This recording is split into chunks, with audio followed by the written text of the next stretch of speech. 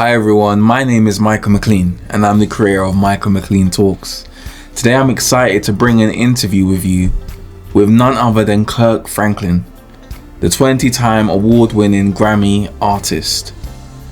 He has completely changed the gospel arena, so please remember to like, share, subscribe and comment and prepare to watch an epic interview. Thank you. I just also want to touch a bit on your collaboration with Kanye West. So across gospel circuits and maybe a little bit in mainstream, it was slightly controversial, but I want to understand from your perspective, why did you decide to collaborate with Kanye West and what is Kanye like as a person?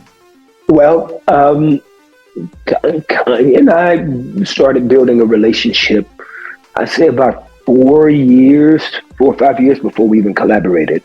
It's because that was very important to me. Yeah. And so, of course, I was a fan of Jesus Walks, like many people in a faith-based narrative of storytelling. It's an amazing song. It's an amazing song. Yeah. And so, and we had a chance to meet. We had a chance to connect, and he was aware of my background and what I did and where I came from, and so. He had somebody reach out to me because he wanted to come to my house. So Kirk, it is an honor to have you on the platform. You're one of the best-selling gospel artists of all time. You've won 20 Grammys, received 32 nominations, and are a massive influence within the US music industry. So thank you so much for coming on. Thank you for having me. It's an honor to be here with you.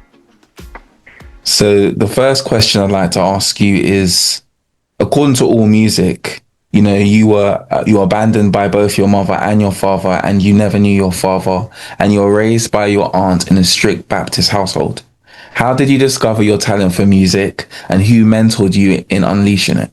It really found me. I wasn't smart enough or wise enough to know what was happening. It was something that just kind of stumbled in my lap and just kind of fell into place, and so. I have no recollection of this divine moment that there was a bolt of lightning per se. Is I do not, but I do know not having a mother or father was a very dark, lonely part of my experience, and so.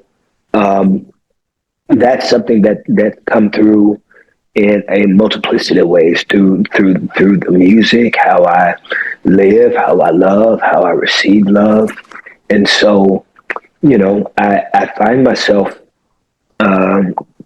constantly reminded of those realities. Thank you so much for that. And I was even listening to your track "Somebody's Son," and it just blew me away. Mm. Can we just touch on that a bit, because it's such a beautiful song? It was just a conclusion to my thoughts and feelings of what I was experiencing at that very moment. With the reality of the news and information that I was experiencing, and those were raw emotions, and they were happening in real time, and so I basically just put it into a song to be the conclusion of everything that I was experiencing with the documentary, with the experience, with the realities, with the confessions. It was a lot to take in.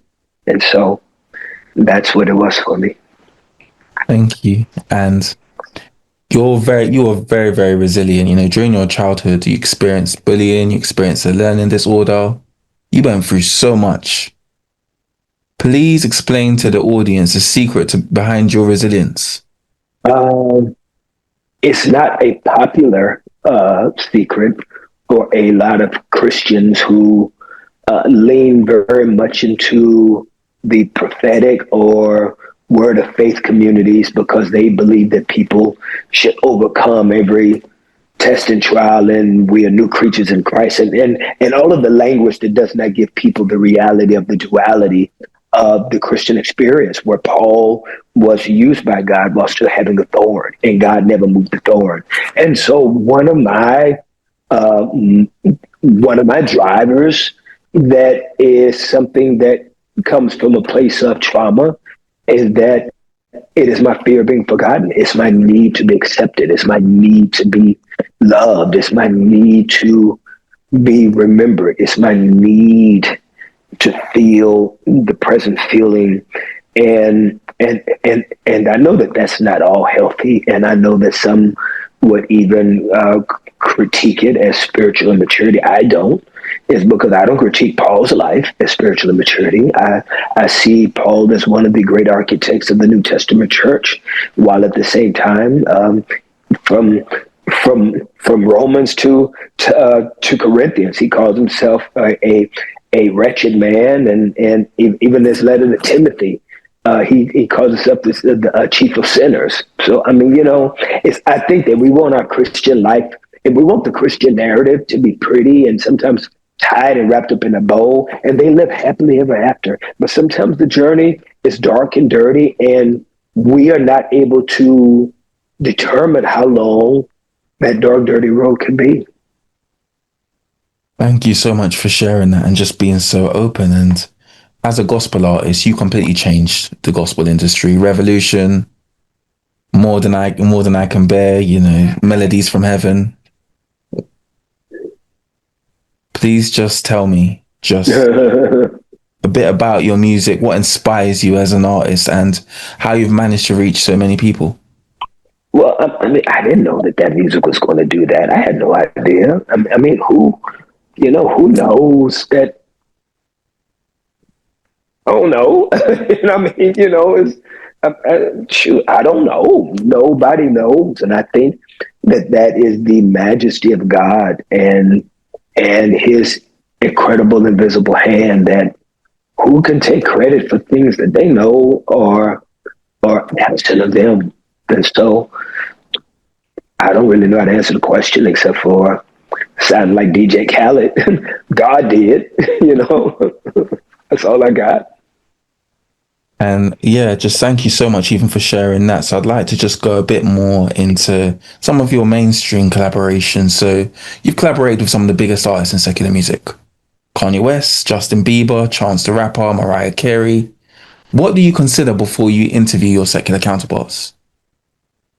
I try to be intentional without being judgmental.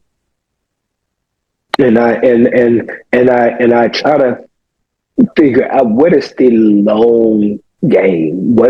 It's because sometimes we in Christianity it's almost like we want people to take a shower before they come take a shower. Yeah. We want them to, we have this oxymoron type of evangelical approach to who's good enough and who's not good enough to sit at the table with Jesus. And it has been something that I've fought through my entire career. Have I made mistakes? Have I done things that I probably would have done different? Yes, but it does not cancel out the modus operandi, which is I want to be Jesus in the room. I want to represent Jesus in the room, and I know that I don't always get it right, but I believe that the kindness of the Lord has also overshadowed my human failures because my heart is always to want to get it right. And I understand that, I was watching your podcast with Lecrae, and you were just like talking about, if you perform at the White House and sometimes the criticism you get. And even when I read online, some of the unfair criticism you get considering how much you've done for gospel music. How have you managed to deal with all of that? Because you're in the public light, everyone has an opinion on all kinds of celebrities. But how do you deal with that? It's not easy. It can be embarrassing. It can be painful. It can be very discouraging. And then sometimes it can be funny because they'll say things and you're at home in your pajamas, listening to some of the stuff going, didn't say that. I never did that, So, it's funny. It's par for the course at times. And my resolve of it all is God uses all of it for His good. all things work together. Romans 8:28. That's what I have.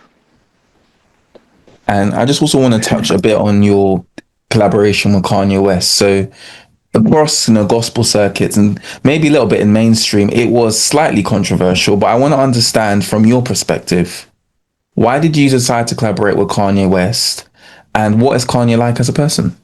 Well, Kanye and I started building a relationship, I'd say about 4 years, 4 or 5 years before we even collaborated, is because that was very important to me. Yeah. And so, of course, I was a fan of Jesus Walks, like many people in a faith-based narrative of storytelling. It's an amazing song. It's an amazing song. Yeah. And so, and we had a chance to meet. We had a chance to connect. And he was aware of my background and what I did and where I came from. And so he had somebody reach out to me because he wanted to come to my house. He wanted to come to my house, and this is 4 or 5 years before Ultralight. And so he and his relatives, they drove to my house. It was like a day or two after Thanksgiving. So my mother-in-law had fixed some food, and they came to the house. Him, his father, and his cousin, and someone else. His security stayed outside, and we came inside, we ate, and Kanye then had a goal of wanting to help gospel music. And it was pure. He's like, I want to help gospel music. I want to help gospel music sonically. I think the production and the sonics can be a lot better, which was totally true in some cases. And so, yeah, and a lot of that has to do with access, with people's musical experiences and what they've been tapped into and what they can bring to the table. And so I fully understood what he meant.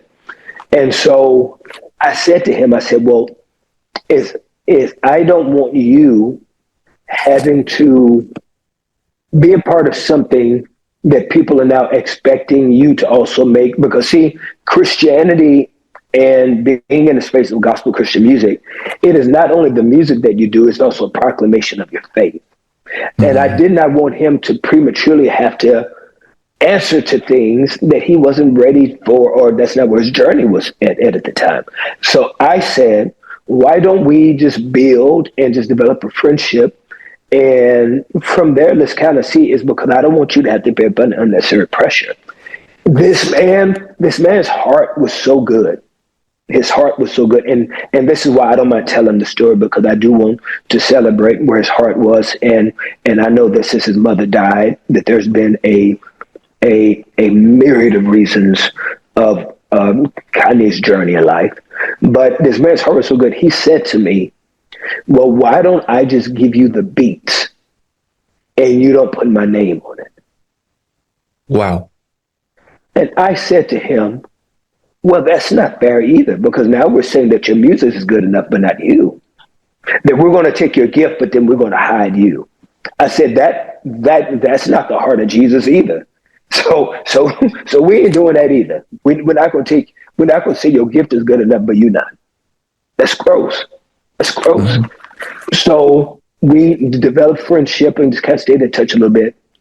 And then when he was working on Ultralight Beam, he called me to come out, and I introduced Kanye to kind of these choir ideas. So like way before Sunday service, I had a choir in the studio, and I did all of the vocal arrangements on Ultralight Beam for the song, and he loved it so much that he wanted me to do Coachella with him. I wasn't available. He started doing all these amazing things with choirs because he loved that sound so much, and it ended up turning into Sunday service. And those guys do an amazing job. Those Sunday service guys are amazing. I'm a fan of the musical director. I'm a fan of the musicianship. I'm a fan of the singers. So, I mean, he does what Kanye does. He takes something somebody may introduce to him, and he takes it and he just makes it something else bigger and beautiful. And so that's it. Yeah. Thank you so much. I mean, I was even listening to your collaboration with Chance the Rapper, Finish Line, and it was powerful. I was thinking like those that don't have never heard of Jesus might consider him because of that track. So for people who might be your critics, I want to give you a chance to say what are the benefits of doing secular collaborations? Because I don't think enough people understand the benefit. I don't have any response to my critics. I allow them to be human and to have their thoughts and their views. So I don't really have a response. So and also I would also like to ask you, you know, I Smile is one of your most popular songs with more than 162 million views. And you know, it transformed the lives of so many people. Why do you think this song resonated with so many people? I don't know. Maybe because people need to smile. You know, that maybe, life can get hard for people, and they need to be reminded that they have the freedom to smile. That sometimes maybe life can hit you so hard that sometimes you don't even really realize or remember that that you do have the right to smile. You do have the freedom to be able to put a smile on your face because the joy of the Lord is your strength. And so, I'm just grateful that people enjoy it. And one thing I'd like to just say about you that I think is amazing, you've started a fantastic podcast called Den of Kings. Yeah. It is amazing. And for anyone in my audience that hasn't watched it, you need to check out Kirk's podcast. Thank you. So firstly, why did you start it? Why did you start Den of Kings? It was a collective thought. A community of guys that I have a relationship with, they've always loved how I hold court at dinner. Like when we get together and and have dinner, I'm always gonna throw something controversial out there. I'm gonna have a thought-provoking idea, statement. And so this year for my 55th birthday, some of my colleagues at dinner were like, yo, man, we need to turn this into something because you always are saying it just every time you gather us bros together, it always turns into something. And so we started ideating on what an idea could be back in January. And so that idea turned into this. And we've already released 2 episodes, and the response has been phenomenal. And I know in some ways that your podcast is very different from other podcasts. So why do you think it's been so successful? Because it's unique. But I just want you to just talk about it. I don't know, but I can tell you what I hear. Mm-hmm. What I hear is that having a conversation where a group of Black men get together and talk in vulnerable spaces is not something that's being seen right now. And so if that's the case, then I'm very grateful that Den of Kings is speaking to a need that we desperately want in our culture and in society. Thank you so much, and thank you. And Do It Again, your single that you released in June. Please just talk to my audience just a bit about that. What you think when you first heard it? What did you think? I really liked it because it was like a really, really fresh gospel track, but it also kind of mixed a little bit of like R&B kind of. It was just, I don't know, it was good. I loved it. I loved everything about it. Because like for me, I've been listening to you since I was like 7. So and I'm 30 now. Now I don't like you. I don't like you anymore. Oh no. You've been listening to 7? That means I'm 150 years old. That means No, you're not. You're not. You're not at all. Oh my gosh. Since you were 7?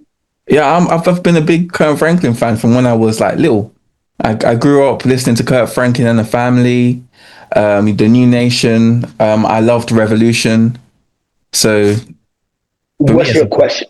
What's your question, young man? What's your question? So my question before we went into that was, what was the inspiration behind the song?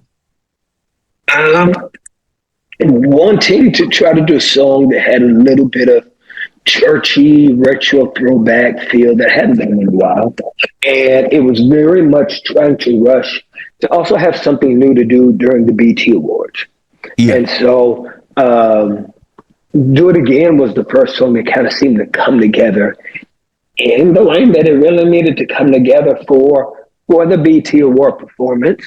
And so it just really fit. It just seemed to make sense when it did, how it did. And so I'm just really grateful for the people that enjoy it. And, I hope it gives them a little bit of nostalgia, blended with a little bit of today, but because that was my attempt. Thank you so much. And Thank you.